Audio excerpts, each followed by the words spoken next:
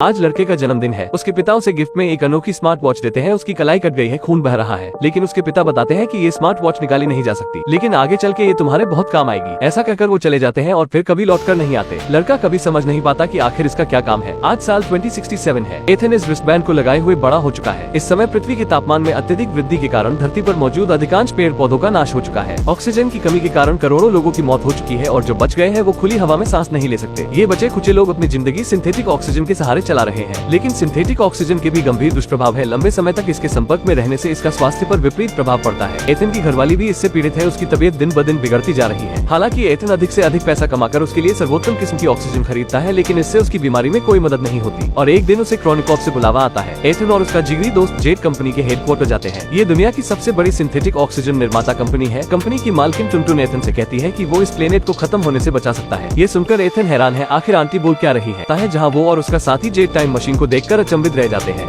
और उससे भी ज्यादा अचंभा उन्हें इस बात का होता है जब एक साइंटिस्ट उन्हें बताता है कि साल 2474 से उन्हें एक मैसेज आया है जिसमें कहा गया है कि एथन को यहाँ टेलीपोर्ट करो, जिससे ये भी साबित होता है कि इतने सालों के बाद भी मनुष्य विलुप्त नहीं हुए हैं और निश्चित है उस वक्त में ऑक्सीजन की समस्या का समाधान हो चुका है। टुनटुन एथन को यकीन दिलाती है कि अगर वो वहाँ पहुँच गया और उसने एंटीडोट पा लिया और उसे वापस यहाँ ले आया तो वो इस समय के लोगों को बचा सकता है। लेकिन एथन को समझ नहीं आता कि इस काम के लिए आखिर उसे ही क्यों चुना गया है। वो नहीं जानता कि उसे ये जोखिम लेना भी चाहिए या नहीं। वो अपनी बीवी को अकेले छोड़कर नहीं जाना चाहता, लेकिन जब वो सोचता है कि उसकी बीवी भी तो ऑक्सीजन की बीमारी से पीड़ित है तो वो इस मिशन के लिए तैयार हो जाता है। अगले दिन एथन टाइम मशीन में बैठकर समय में 400 साल आगे चला जाता है। वो देखकर चकित है कि इस समय की पृथ्वी पेड़ पौधों से भरी है, ऑक्सीजन की कोई कमी नहीं है, लेकिन मानव जीवन समाप्त हो चुका है और शहर के शहर तबाह हो चुके हैं। इसका मतलब इंसानों को ऑक्सीजन का कोई हल नहीं मिल पाया और उसका विनाश हो गया। लेकिन अगर ऐसा होता तो इस समय से 400 साल पहले किसने ये संदेश भेजा कि एथन को यहाँ भेजो। अब अपने स्मार्ट डिवाइस का अनुसरण करते हुए एथन एक खास जगह पर पहुँचता है। वो वहाँ पड़े एक कंकाल को देखता है जिसके खोपड़ी पर एक गोली का निशान है और उससे भी ज्यादा डराने वाली बात है कि उसने वही कपड़े पहने हैं जैसे एथन ने पहने हुए हैं और उसके कपड़ों पर भी उसके नाम का टैग लगा है। यहाँ तक कि उनकी इलेक्ट्रॉनिक रिस्टबैंड भी एक जैसी है, केवल उनके एलईडी के रंगों में फर्क है। साफ है एथन भी उसी की तरह यहाँ मरने वाला है। उसे उस मरे हुए एथन का स्मार्ट डिवाइस मिलता है जिसमें उसे आखिरी रिकॉर्डिंग मिलती है। उस रिकॉर्डिंग में उसे अपने अलावा एक दूसरे आदमी की आवाज सुनाई देती है जिसने उस एथन को मारा था। ये सब सुनकर एथन बहुत ज्यादा डर जाता है। अब रात होती है और एथन को भूख लगती है तो वो एक जंगली फल तोड़ कर खा लेता है। जब उसकी नींद खुलती है वो अपने सामने अपने साथी जेट को बैठा पाता है। वो बताता है जब उसने जहरीले बेर खा लिए थे तो साइंटिस्ट को वहाँ इसका पता चल गया था, इसलिए उन्होंने मुझे यहाँ टेलीपोर्ट किया ताकि मैं तुम्हें बचा सकूं। अब दोनों मिलकर जल्दी ही एक दूसरे लोहे के दरवाजे का पता लगा लेते हैं जहाँ एक अत्याधुनिक स्कैनर बाहर निकलता है जो एक लाल प्रकाश द्वारा एथन की आंखों को स्कैन करता है, जिसके बाद खुद ब खुद दरवाजा खुल जाता है। अब दोनों अंदर जाते हैं जहाँ उन्हें एक कंप्यूटर मिलता है जिसमें लिखा है एथन तुम्हारा स्वागत है। एथन एंटर की दबाता है तो उसके हाथ पर बंधी रिस्टबैंड कसने लगती है, जिसके तुरंत बाद उसके एलईडी का रंग बदलकर लाल से हरा हो जाता है और अगले ही पल वहाँ मौजूद सारे उपकरण जागृत हो जाते हैं, जिनमें से एक टाइम मशीन भी है। ये देखकर वो हैरान रह जाते हैं क्योंकि ये वही लैब है जहाँ से टेलीपोर्ट करके उन्हें यहाँ भेजा गया है। अब टाइम मशीन एक्टिवेट हो चुकी है जो अगले 4 घंटों में वापस 2067 से कनेक्ट हो जाएगी। एथन को ये सब कुछ पहले से ही प्लान किया हुआ लगता है। उसे जेट का उसके पीछे आना भी शक पैदा करता है। एथन सच्चाई का पता लगाने की कोशिश करता है। वो यहाँ घटी पिछले समय की गतिविधियों को देखता है जहाँ उसे पता चलता है कि ये उसके पिता थे जिन्होंने इस टाइम मशीन को बनाया था। अब अचानक सिस्टम बंद पड़ने लगता है क्योंकि लैब को रिपेयर की जरूरत है, जिसके कारण पावर सप्लाई सिस्टम में खराबियां आ गई है। अब अगर 4 घंटों में पावर की समस्या का हल नहीं किया गया तो वो दोनों कभी भी वापस नहीं लौट पाएंगे। दोनों ऊर्जा की तलाश में शहर की तरफ बढ़ते हैं,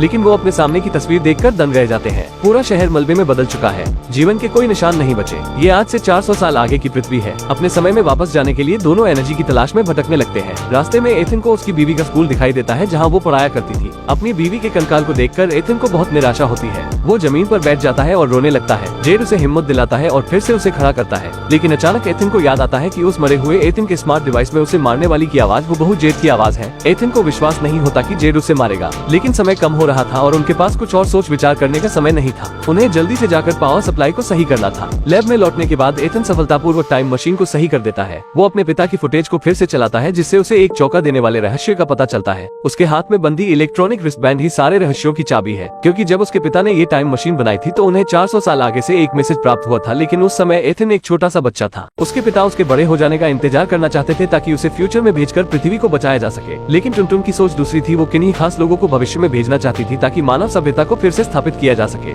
लेकिन एथन के पिता ने उसका विरोध किया और टुनटुन ने उन्हें मौत के घाट उतार दिया। लेकिन उसे नहीं पता था कि एथन के पिता को वो मैसेज पहले ही मिल चुका था, जिसके बाद उन्होंने टाइम मशीन को लॉक करने की प्रोग्रामिंग कर दी और सिर्फ एथन की ब्रेसलेट और उसकी उसका डीएनए मिलकर ही टाइम मशीन को अनलॉक कर सकते थे। और एथन को टेलीपोर्ट करने का प्लान टुनटुन का था। और जेड भी एक अंडरकवर एजेंट था जिसे शुरू से एथन के साथ एक साजिश के तहत रखा गया था। और जब वो टाइम मशीन को सही कर देंगे तो टुनटुन अपने खास आदमियों के साथ यहाँ आ जाएगी। ये सब देखकर एथन बुरी तरह टूट जाता है। एथन के सवालों का जेड के पास कोई सीधा जवाब नहीं है। एथन टाइम मशीन को तबाह करके टुनटुन की योजना पर पानी फेरना चाहता है। आखिर दोनों के बीच भिड़ंत शुरू हो जाती है और जेड अपनी बंदूक निकाल लेता है। सब कुछ ठीक वैसे ही घट रहा है जैसा कि उस रिकॉर्डिंग में था, लेकिन लंबे समय से जिसका दोस्त बनकर रहा उसे जेड गोली मारने की हिम्मत नहीं जुटा पाता। बहुत सोचने के बाद जेड को एहसास होता है कि अगर उसने एथन को गोली मार भी दी तब भी मानव सभ्यता तो समाप्त होने ही वाली है। इस समय जेड ही होनी को बदल सकता है। वो एकदम से बंदूक की नली खुद के ऊपर लगा देता है। वो अपनी जिंदगी को खत्म करने का निर्णय लेता है। उसी समय इतिहास बदल जाता है। एक नई जिंदगी पाकर एथन स्क्रीन के पास जाता है। अपने पिता को मैसेज भेजता है कि एथन को यहाँ भेजो। इस तरह एक बंद लूप बन जाता है। दूसरी तरफ टुनटुन एक बड़ी फौज के साथ तैयार खड़ी थी। तभी टाइम मशीन में एक तेज प्रकाश होता है।